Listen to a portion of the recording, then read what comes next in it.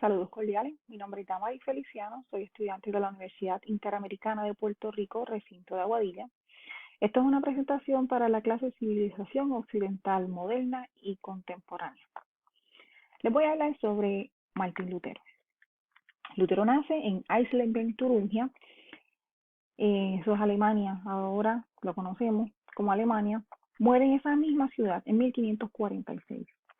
Era de familia pobre, padres muy estrictos, que con la adquisición de una mina logran comodidad económica y ser una familia respetada.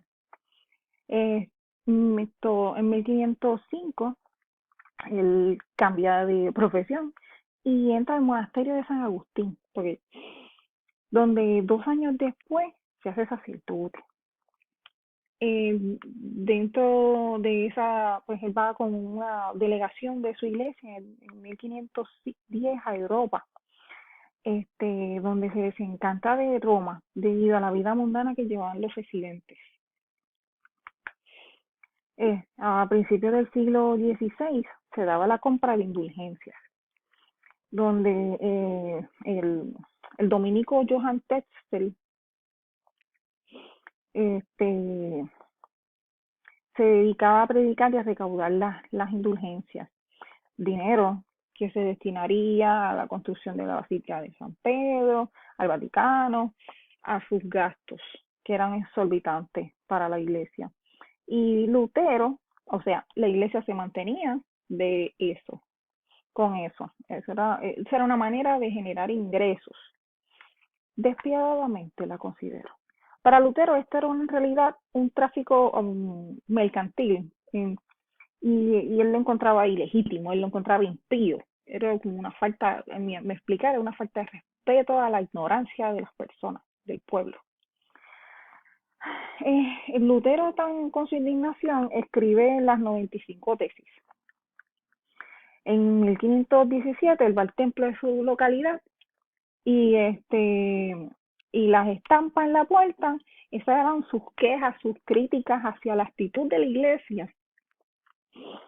Y él entendía, para explicarles un poquito, pues que el hombre, con tener fe, entraba al reino de Dios. La iglesia católica entiende que tienes que pagar indulgencias para evitar el purgatorio o mucho tiempo en el purgatorio, etcétera, y poder entrar al reino de Dios. Perdón.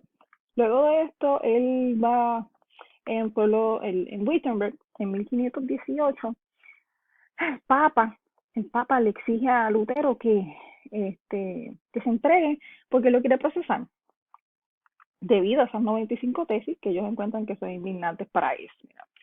Esto, como le está tirando a él mismo, el Papa, él se encuentra ofendido.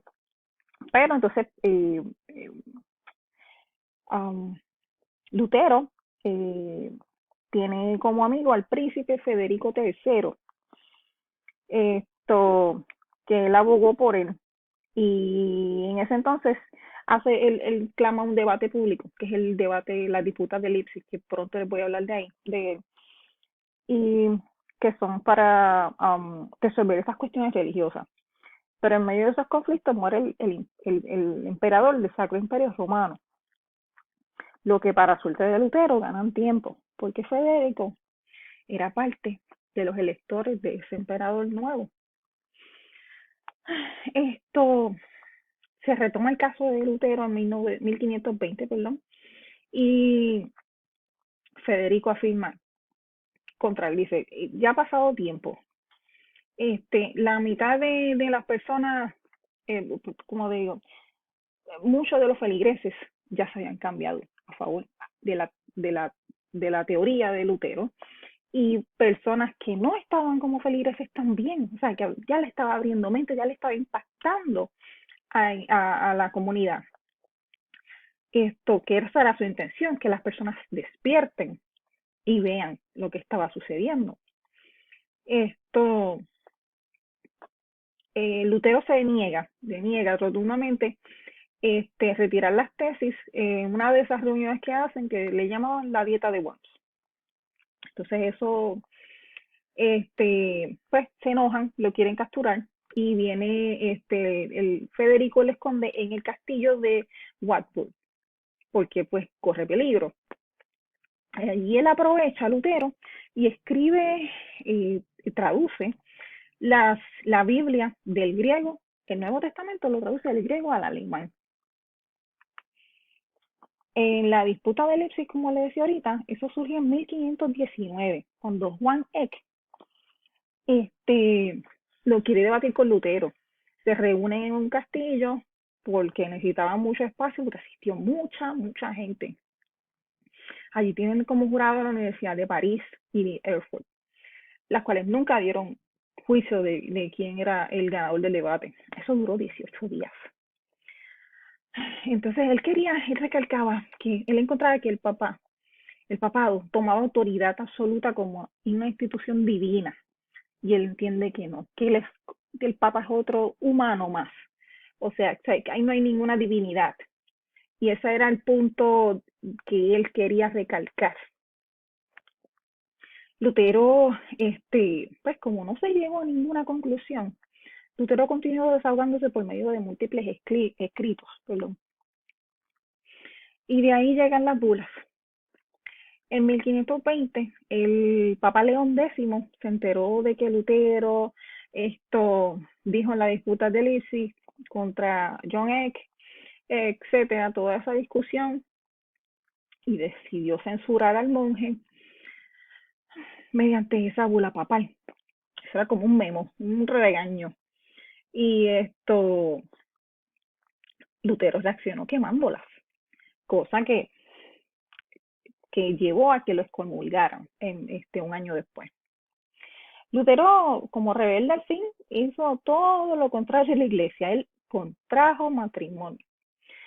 Se casó, él conocía a una monja que era amiga de él, y ella se fugó del convento con otras muchachas más, y él se casa tiempo después con ella, se casa con ella, procrean 6 hijos.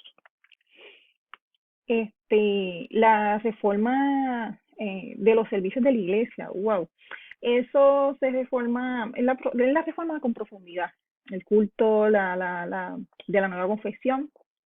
Él replantea la Eucaristía al incluir el pan, el vino en la comunión. Y para la liturgia, él era compositor ya, él tocaba música, instrumentos musicales.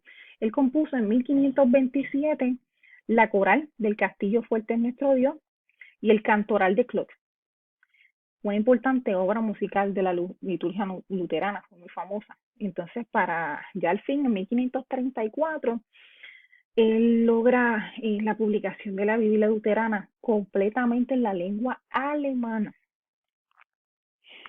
Y para terminar, tenemos un poquito de las ideas teológicas de Lutero, que él entiende que el ser humano pues tiene 3 principios fundamentales del credo reformado, que son pues la justicia por la fe, el sacerdocio universal, la autoridad, que solamente la autoridad de la Biblia es de la Biblia, o sea, hay que dejarse llevar por la palabra de la Biblia, y que el justo verá por la fe. Mira, la meta de esas preocupaciones, de sus preocupaciones, era lograr la salvación eterna, llegando a un resultado negativo, porque la voluntad era incapaz por sí sola de superar el estado de pecado y alcanzar la justificación ante Dios. No era suficiente con tener la voluntad, con hacer los ayunos, con hacer las vigilias y las penitencias, sino que,